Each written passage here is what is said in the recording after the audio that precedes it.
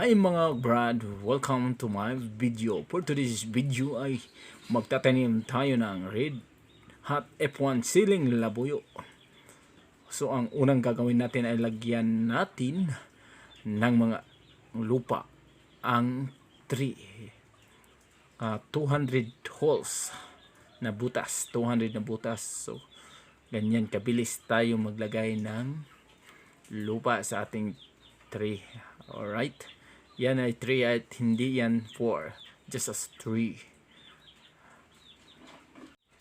Pagkatapos lagyan natin ng lupa, yung tray ay diligan natin para mabasa-basa.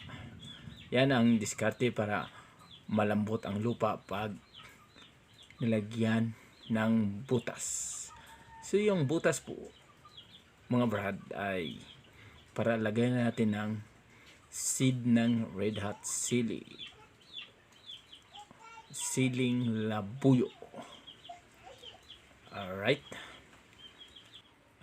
ito na po ang buto ng red hot F1 ceiling labuyo.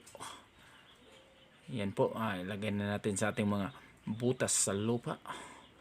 150 seeds. 2,000 years later. So natapos na rin na natin paglagay ng seeds. Dito naman tayo kung saan lagyan natin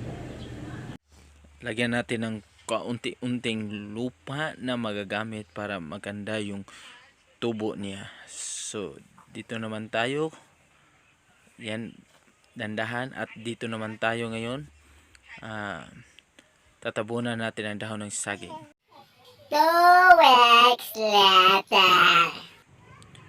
Yes, ito na po ang ating red hot ceiling labuyo. Ito na po yung,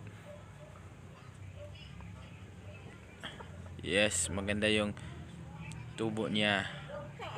Yes, thank you for watching my video sa red hot ceiling labuyo.